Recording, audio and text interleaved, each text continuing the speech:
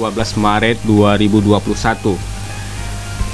Untuk pertemuan kita kali ini, kita akan berbincang-bincang mengenai dunia pendidikan dengan tema penguatan pendidikan karakter di Aceh.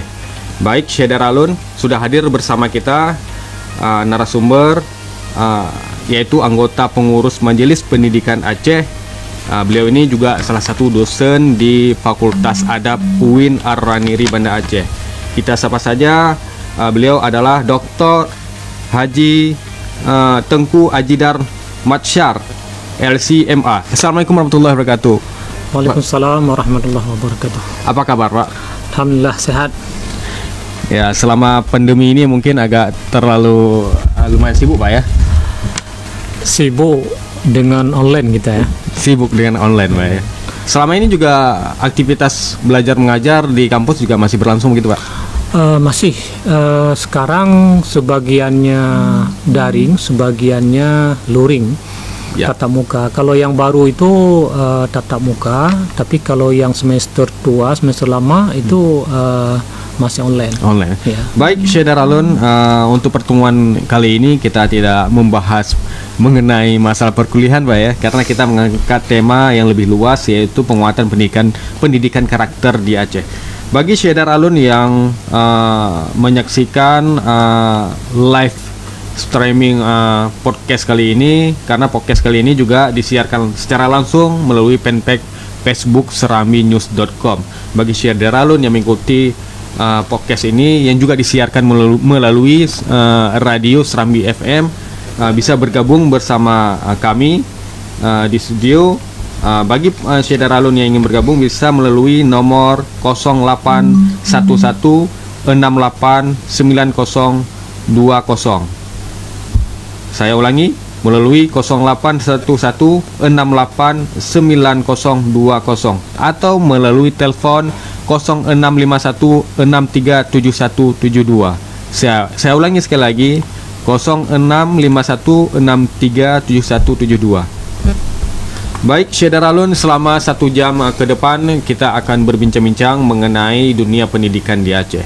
Seperti kita ketahui bahwasanya selama ini dunia pendidikan kita memang sedikit ya harus ngurut dada gitu, Pak ya, karena kita berada di peringkat yang sangat jauh, yaitu di antara peringkat 25 dari 34 provinsi se-Indonesia begitu.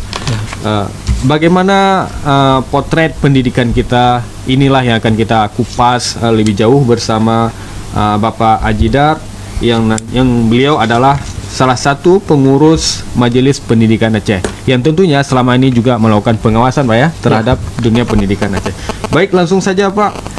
Kita mulai mungkin dialog pertama dengan pertanyaan pembuka terkait bagaimana potret dunia pendidikan Aceh saat ini selama pantauan daripada Majelis Pendidikan Aceh ini, Pak. Silakan, Pak.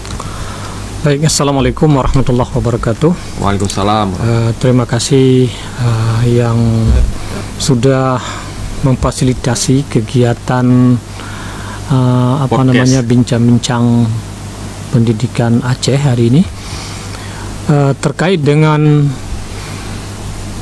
gambaran ataupun potret pendidikan Aceh pada hari ini.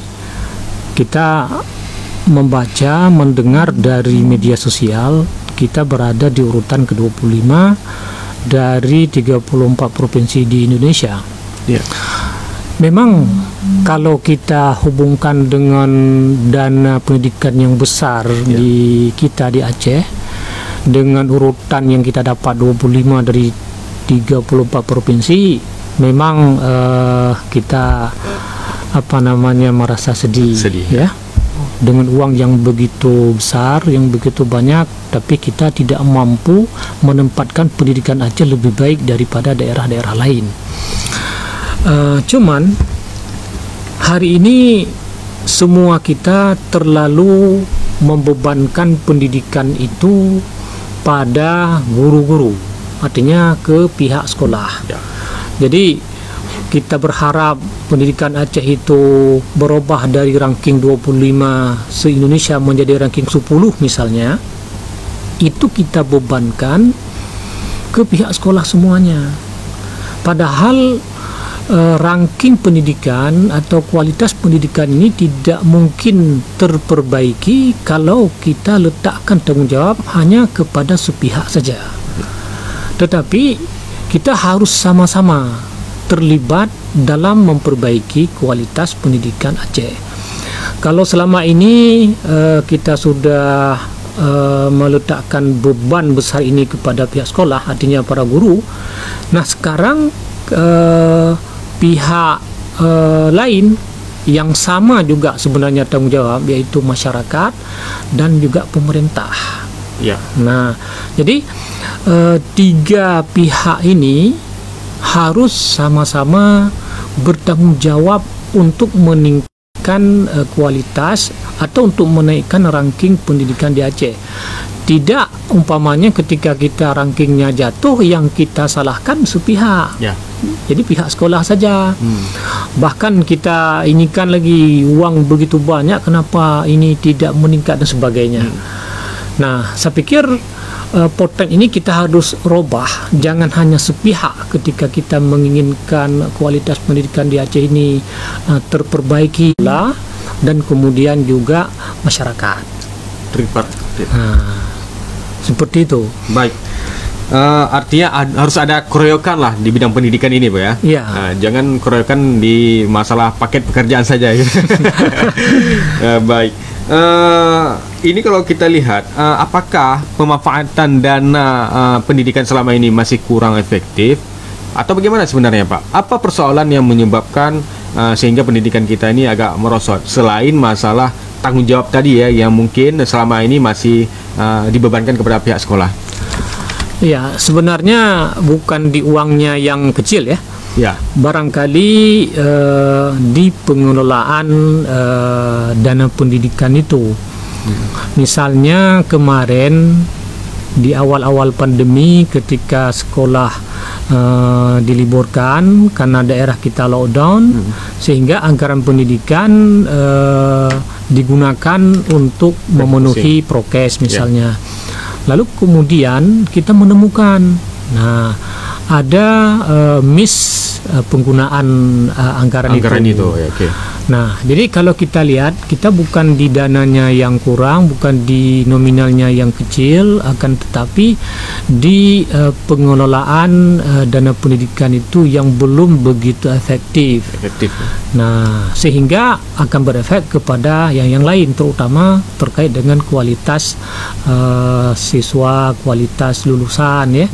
Itu akan berefek semua. Nah, untuk itu yang perlu diperbaiki di sini adalah bagaimana memaksimalkan atau mengefektifkan penggunaan dana pendidikan itu yang tepat sasaran. Oke.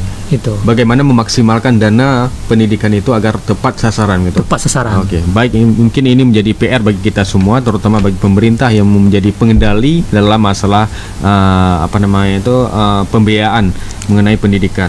Baik, Pak, kita sedikit menyinggung masalah karena ini berkaitan dengan tema kita pendidikan karakter. Ya. Artinya di sini kan anak-anak Aceh, anak generasi Aceh saat ini kita melihat secara kasat mata, apalagi di tengah pandemi ini kan proses pembelajaran secara daring. Ya. Sehingga kalau kita lihat banyak dihabiskan waktunya untuk kadang-kadang bermain game gitu. Ya. Kadang-kadang ada kesibukan lain dia yang mau kita katakan tidak mengarah pada bagaimana dia memfasilitasi dirinya untuk mendapatkan pendidikan yang maksimal gitu. Ketika suasana kondisi yang kurang maksimal, dia pun kurang maksimal begitu, Pak. Ya. Kita lihat. Ini bagaimana kalau MPA Majelis Pendidikan Aceh melihat karakter anak-anak Aceh sana ini? Apakah sudah terbelenggu dengan kondisi di mana game online di mana-mana, narkoba di mana-mana, tingkat tatanan sosial dia itu, apakah sudah sangat meresahkan itu, Pak? Ya, ini sudah pada garis merah ya, bukan lampu kuning lagi. Lampu merah maksudnya. Lampu merah, Pak ya. Bukan lagi lampu kuning dalam konteks karakter peserta didik kita di Aceh. Kalau dulu kita khawatir di tingkat mahasiswa saja. Betul. Nah, mungkin karakternya begini-begini, ada yang tidak sesuai dengan syariat. Kita ini daerah syariat. Ternyata hari ini mulai dari sekolah dasar sampai ke perguruan tinggi banyak sekali karakter-karakter yang tidak sejalan ataupun tidak sesuai dengan kita ini sebagai daerah Muslim dengan pendidikan yang Islami ya. Kalau kita lihat hari ini selama pandemi, ya penerapan pendidikan itu daring. Ya. Tetapi kenyataan di lapangan, misalnya di daerah-daerah di sana, anak-anak di usia SD, SMP itu tidak efektif menggunakan fasilitas untuk belajar ya, secara daring. Mereka tergiring kepada penggunaan fasilitas itu untuk game umpamanya ya. Jadi di sini sebenarnya yang sangat berperan itu pertama orang tua. Orang tua biasanya disebut sebagai madrasatul ula, madrasah atau sekolah pertama bagi anak-anak. Jadi controlling orang tua terhadap anak-anak ini yang sepertinya sangat kurang ya. Jadi orang tua kadang-kadang yang penting anak-anak itu ada belajar. Jadi controllingnya orang tua terhadap anak, apa yang dilakukan ini yang sangat kurang.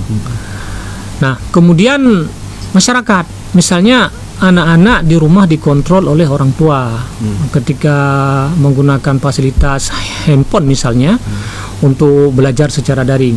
Tapi setelah itu keluar dia misalnya keluar dari rumahnya, kita lihat anak-anak cuma sibuk dengan main game misalnya.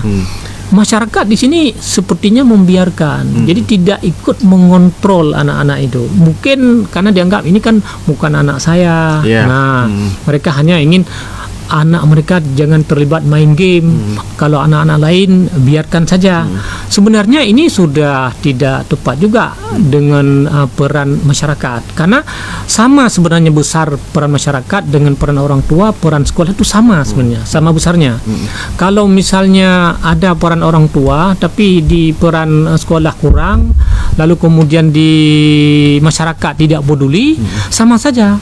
Artinya tidak efektif pun tidak berhasil karakter anak-anak itu. Baik. Tidak baik karakter anak-anak itu. Baik, artinya kalau kita lihat ada kearifan lokal kita yang sudah mulai memudar begitu ya. Baik Pak, sebelum kita melanjutkan perbincangan kita ini, kita akan jeda sejenak setelah pariwara atau iklan berikut ini.